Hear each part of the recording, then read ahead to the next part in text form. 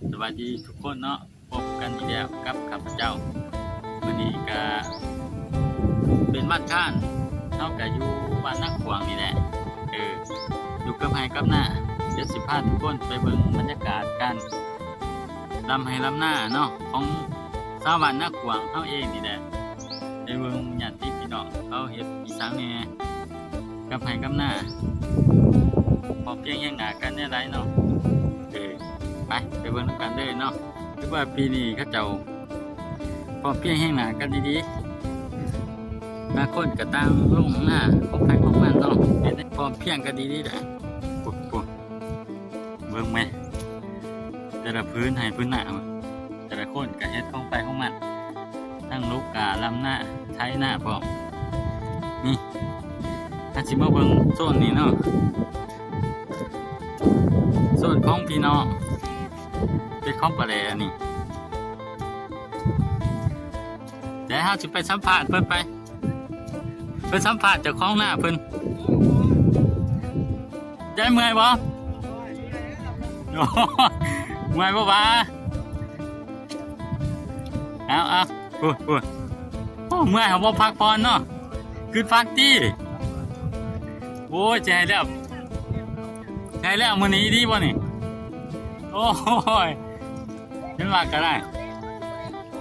พี่โอ้จ่าเป็นจ่าเว้ยได้โอ้โหห้อยเลยเสียแล้วเว้ย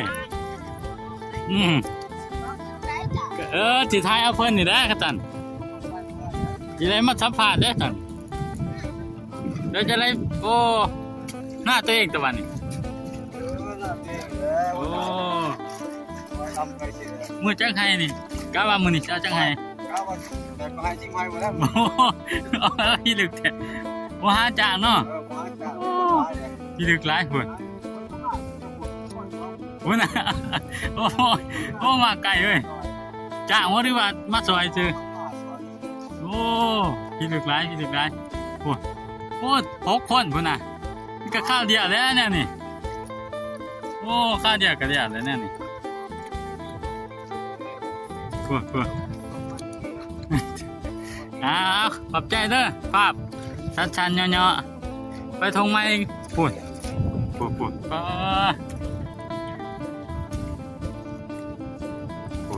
แต่ละคนกระดำโอ้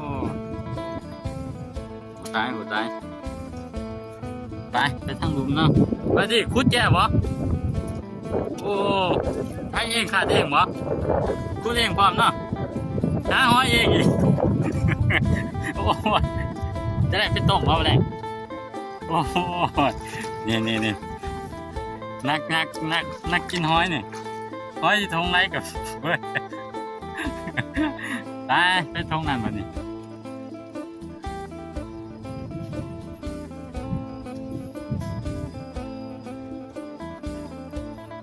โอ้ทางนั้นมันหน้าปะปิ้งเนาะพี่น้องกันเองนี่แหละมันกะล่ำกับดีได้เลยไปดิลุง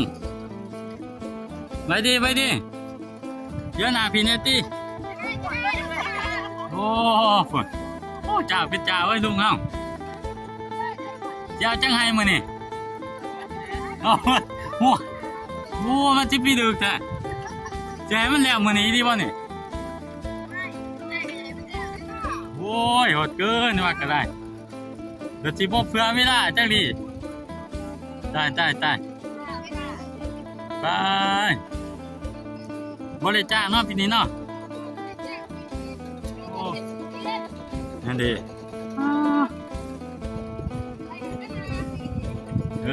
ท่านอาชีพสอบบ่ไปเพิ่นลำพุทธยาท่านโอ้ข้าอยู่หลังเจ้าไหนผัวเพิ่นมาซอย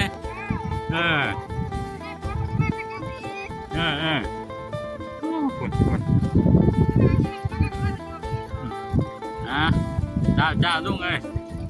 ใกล้แล้วขอบใจไปทางนั้นก่อน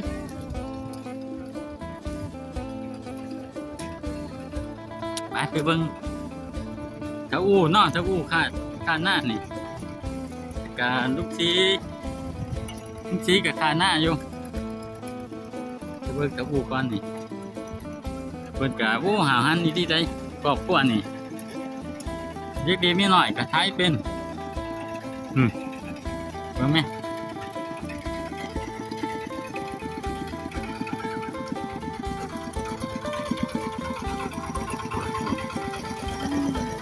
ได้ตัว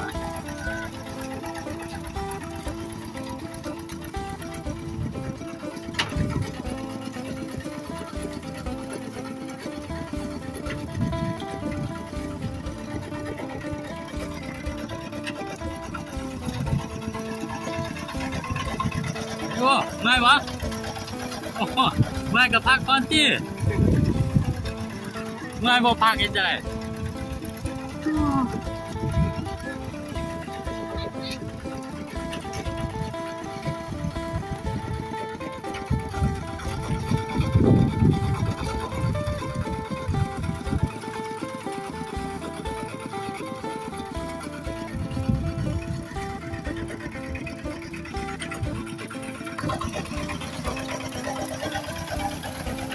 นี่ก็หน้า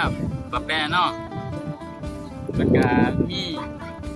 เอ้ยเนาะมาซอยลูกร้านพวกมือว่านี่หลายคนดีๆแต่ว่าเฮาขาดโอกาสบ่ได้ถ่ายไว้ก็ได้เบิ่งนี่ป้าแตงเพิ่นก็มีลูกชายแล้วก็ลูกสาวมารับหน้า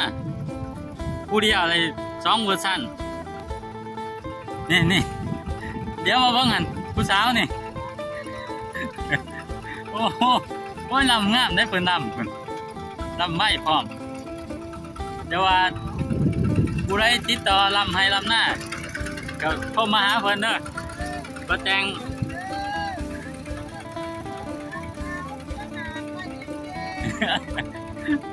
โอ้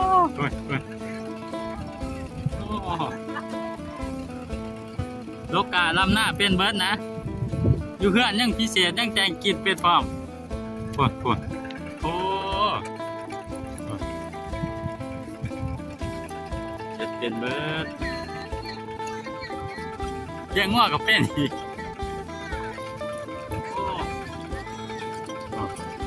โอ้อ้าวผู้ไรอย่างไรเป็นดุไผ่เนาะติดต่อมาเพิ่นนี่ก็สีกำลังไปง่าย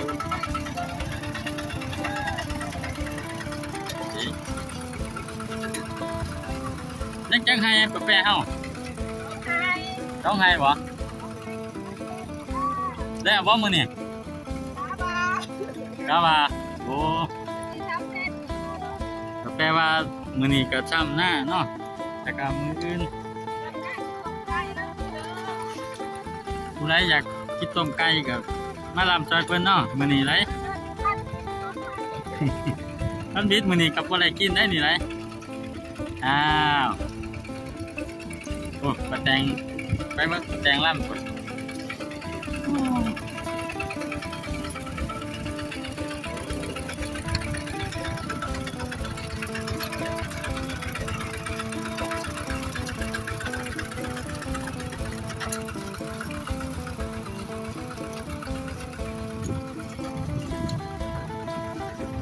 เนาะหน้ากาดบร้ายอยู่เท่านี้ร้ายเจ้าไปกับปัดกันเฮ็ดคือแท่นี้ก็เป็นท้องลูกสีเฮ็ด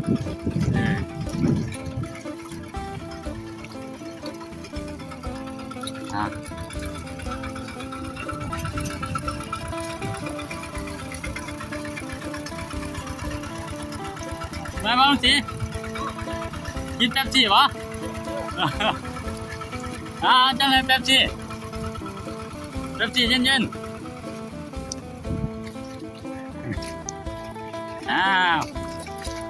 ไปทางนั้นเนาะบัดนี้ทางนั้นตัวถึงไงหนึ่ง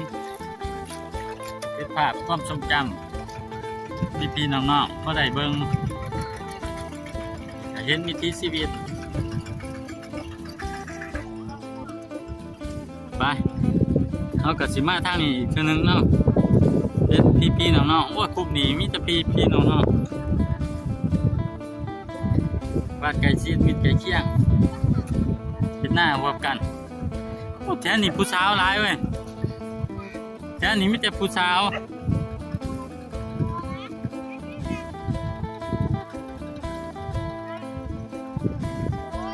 โอ้ทักทายกันมาทักทายกันเนี่ยน่ะเนาะไปเจอผู้สาวลำหน้าแล้วตุ๊กมีแต่ลูกเท้าพุ่น3 คนเพิ่นทับสมัครลูกเคยแล้วช่วงนี้เฉพาะช่วงนี้วะเอาแต่ช่วงนี้เนาะโอ้โหโอ้โหอีแถมอีกโอ้วะลูกเท้าเพิ่นตัก3 คนพุ่นโอ้เอาจังไห้มื้อนี่เดี๋ยว2สิเอาจังไห้นั่งเอ็มฮะชุดแถวโอ้มันสิเก่งปานน่ะพุ่นน่ะโอ้โหจนได้ขาดไปเพิ่นแน่หันเพิ่นว่าชุดแถวเลยนี่FC นี่เป็นพญานำกันสำหรับพระเจ้าชุดแถวโอ้ยจะผู้รำไม่ไหวเพิ่นหนูเอ็มเจ้าเพชรพุ่นโอ้แบบบ่มีใส่หมวกใส่กรุ๊ปพุ่นนะสีทนได้อีกโอ้โต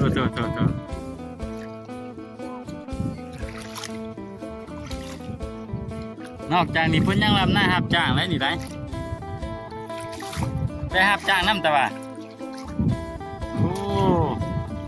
โนเอ็มตะเพียรไปรับจ้างอีกไปจากรับจ้างติดต่อหาเพื่อนนี่ทุกเดือนกับเป็นผู้ไทยบ้ายแล้วหน้านี่ได้พายเอ็ดนี่ต้องเป็นหน้าหรอล่ำเหรอวะเมื่อไรพอจีล่ำโอ้ของจากมีแต่นี่แต่ว่าโอ้พายุให้น้อยหนึ่งมือนี้ก็ได้แล้วกระจัดขอบใจแล้วฝากวิดีโอเลยเดี๋ยวฝากติดตามไปเบิ่งในเรื่องใน YouTube นี่ผู้รำอยู่ทั้งนานนี่ก็จะเห็นน้ำกันเนี่ยไป